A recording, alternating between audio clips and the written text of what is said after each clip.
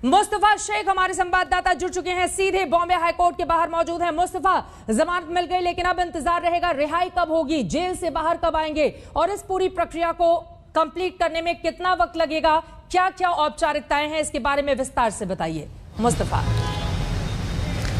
बिल्कुल, औपचारिकताओं को लेकर ही विद्या के पास चलते हैं। विद्या, अब जेल से बाहर आने में आरोपियों को कितना समय लगा ये बताइए। देखिए, मैं उससे पहले एक चीज बताना चाहूंगी कि अदालत में आज जब आर्ग्यूमेंट चल रहे थे, additional solicitor general Anil Singh ने तकरीबन 1 घंटे का आर्ग्यूमेंट किया।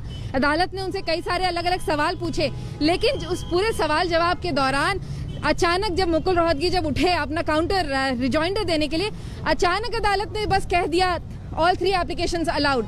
यानी कि अदालत ने जब सिंह साहब का पूरा आर्ग्यूमेंट सुना तभी वो कन्विंस हो चुके थे कि इनके पास कोई बहुत स्ट्रांग केस नहीं है। हालांकि डिटेल्ड ऑर्डर अभी आने में समय है, क्योंकि डिटेल्ड ऑर्डर अदालत ने कहा है कि वो कल शाम को देंगे। इसी वजह से मुकुल रोहतगी ने तुरंत अदालत को कहा कि भाई अगर आप कल देंगे आदेश तो हमारे लोग कब आएंगे, क्योंकि उसके बाद तो छुट्टियां शुरू हो जाएंगी। लेकिन अदालत ने कहा कि देखिए यहाँ के सिस्टम काम कर रहे हैं, सैटरडे को भी सब वर्किंग है, दिक्कत नहीं होगी, आ जाएंगे आपके आरोप जितने लोग हैं। तो इसलिए ज्यादा समय नहीं लगना चाहिए।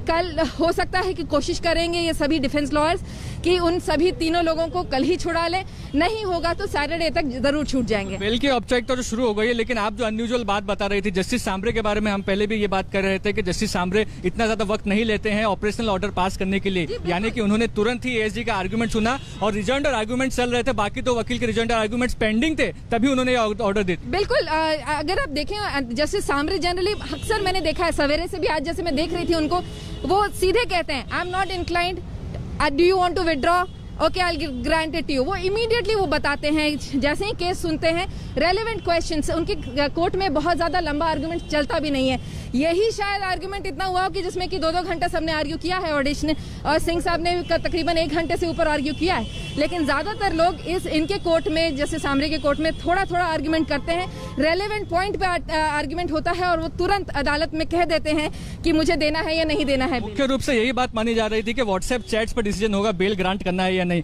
कल जस्टिस सांबरे ने यह कहा था कि यूके के कोर्ट संज्ञान नहीं ले रहे हैं, हम अभी भी संज्ञान ले रहे हैं। आज उन्होंने व्हाट्सएप चैट्स खुद देखा। कहीं ना कहीं आपको लगता है कि मुख्य रूप से कॉन्स्पिरेसी की बात जो थी वो कहीं ना कहीं तथ्य साबित नहीं हो पाई, इसलिए इतने जल्दी बेल का ऑर्डर? देखिए, कॉन्स्पिरेसी तो है ही, साथ में अगर आप देखें वो व्हाट्सएप मैसेजेस उन्होंने देखे, उसका कोई लेना देना नहीं था इस पूरे क्रूज केस से, जो कि बार बार डिफेंस मजिस्ट्रेट कोर्ट में भी उन्होंने कहा, सेशंस कोर्ट में भी कहा था, लेकिन वहां पर क्योंकि व्हाट्सएप चैट का इन्वेस्टिगेशन बाकी है, जांच पड़ताल बाकी है और निचली की अदालत ने जनरली इन सब बातों में आ जाते हैं और नहीं देती हैं बिल। लेकिन इस वक्त अगर आप देख लीजिए, हाईकोर्ट ने भी रिया चक्रवर्ती का भी अगर मामला देखें तो उन्होंने भी व्हाट्सएप मैसेजेस खंगाले थे, देखे थे और उसके बाद शौविक को नहीं दिया था और रिया को बेल दिया था। तो ये अदालतें जनरली सारे एविडेंस को खंगाल के पूरी तरीके से देखने के बाद ही आदेश देती हैं। एक बार फिर से साबित हुआ। सीनियर काउंसिल मुकुल रोहतगी आजम खान को रिप्रेजेंट कर रहे थे। ये सवाल पूछे विद्या से आप, व्हाट्सएप चैट को लेकर चूंकि लगातार कंट्रोवर्सी क्रिएट होती रही है, सुप्रीम कोर्ट की ओर से भी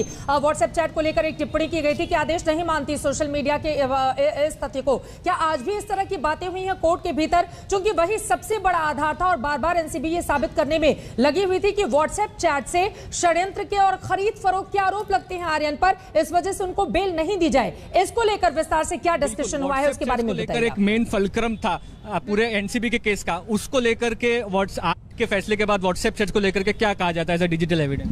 देखिए, डिजिटल एविडेंस अभी इन्वेस्टिगेशन के तौर में जनरली होता है, क्योंकि अगर आप कुछ मिल जाता है तो उस पर इन्वेस्टिगेशन, लेकिन अपने आप में व्हाट्सएप मैसेजेस का कोई एविडेंशियल वैल्यू नहीं है अदालत में। ये ट्रायल के समय हमने अक्सर देखा है और ट्रायल में ये साबित है, उसको कोरोबोरेटिव एविडेंस उसमें ढूंढना पड़ता है। लेकिन इस वक्त अगर आप देखें तो निचली अदालतें बार बार, मैजिस्ट्रेट कोर्ट ले लीजिए, सेशंस कोर्ट ले लीजिए, ये दोनों इन्फ्लुएंस काफी ज्यादा थी। एनसीबी ने जैसे ही आप पूरे समय में अगर आप समझ लीजिए 2 घंटे अगर आर्ग्यूमेंट होता था, आप तमाम आर्ग्यूमेंट डिफेंस के उठा लीजिए, लेकिन जैसे ही सरकारी पक्ष व्हाट्सएप मैसेजेस मैजिस्ट्रेट या दिखाते थे, उसी समय तुरंत वो सबके सब मान जाते थे कि भाई एनसीबी का केस पुख्ता है और उन्हें जांच करने के लिए समय चाहिए। जस्टिस सांबरे की अगर बात करें तो उनकी क्या ऑब्जर्वेशन रही इस पूरे केस बेल के दौरान व्हाट्सएप चैट्स को लेकर? देखिए, उन्होंने व्हाट्सएप चैट्स को लेकर ऑब्जर्वेशन, जैसा मैंने कहा, ऑब्जर्वेशन उनके क्या रहेंगे, किस वजह से उन्होंने दिया है, वो उन्होंने अभी नहीं बताया है। उनका जो आदेश है वो कल आएगा, उन्होंने साफ कहा है कि कल शाम तक वो अपना आदेश दे देंगे। अब बात सिर्फ इतनी है कि ऑपरेटिव ऑर्डर कब आएगा, क्योंकि ऑपरेटिव ऑर्डर से ही आरोपी निकल सकता है जेल से। अभी जितना मैंने सुना था, उन्होंने ऑपरेटिव ऑर्डर की कोई बात नहीं कही थी। उन्होंने कहा था कि हम डिटेल्ड ऑर्डर कल देंगे। ऑपरेटिव ऑर्डर आज जाएगा या कल जाएगा, इसके ऊपर थोड़ी सी शंका बनी हुई है, क्योंकि अमित देसाई ने बाहर आके मुझे बताया था कि आ जाएगा, लेकिन ऐसा अभी बाकी जो वकील हैं वो नहीं उसके कॉन्कर कर रहे हैं। मिलाकर यही कहा जाए कि हायर कोर्ट की जब बात आती है तो व्हाट्सएप चैट्स की जो दलील है वो कहीं ना कहीं प्रोसिक्यूशन की नहीं टिक पाती। जी देखिए, अगर ये बात है तो प्रोसिक्यूशन को जो एविडेंस कह लीजिए, वो बार बार यही कहते हैं हमको इन्वेस्टिगेशन करना है, इसकी वजह से ये व्हाट्सएप चैट्स के आगे कोरोबोरेटिव एविडेंस हमें ढूंढना है। लेकिन क्या उसके लिए किसी आरोपी को जेल में रखना जरूरी है, ये एक बड़ा सवाल था। और अदालत में जहां तक मुझे समझ में आ रहा है, जस्टिस सामरे बार बार यही कर रहे थे कि जरूरी नहीं है कि उसके लिए आप किसी को 20-25 दिनों से अंदर रखें। जरूरी जैसा कि असलम मर्चेंट, अरबाज मर्चेंट के फादर हैं, उन्होंने अभी बहुत इमोशनल बात कही।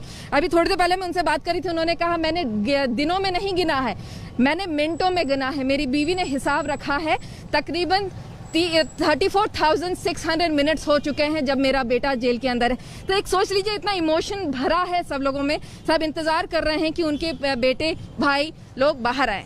जी बिल्कुल, हम बात कर रहे थे मुकुल रोहतगी जी की। उन्होंने ही मोटा मोटी तौर पर पहले ये आर्गुमेंट सामने रखे थे कि क्रूज केस जो वो अलग है और जो चैट्स मिले हैं वो अलग है। इन दोनों को मिलाकर कॉन्स्पिरेसी जो है वो एस्टेब्लिश नहीं की जा सकती। कहीं ना कहीं कोर्ट को एक तरह से वो क्लियर डायरेक्शन मिल गया।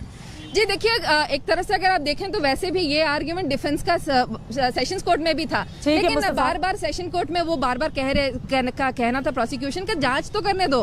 तो यही वजह है कि वो भी बार बार जो कह रहे थे वो अभी अदालत में नहीं और विद्या हमारी संवाददाता विस्तार से पूरे मामले की जानकारी देते हुए आप हमारे साथ लगातार बने रहिए।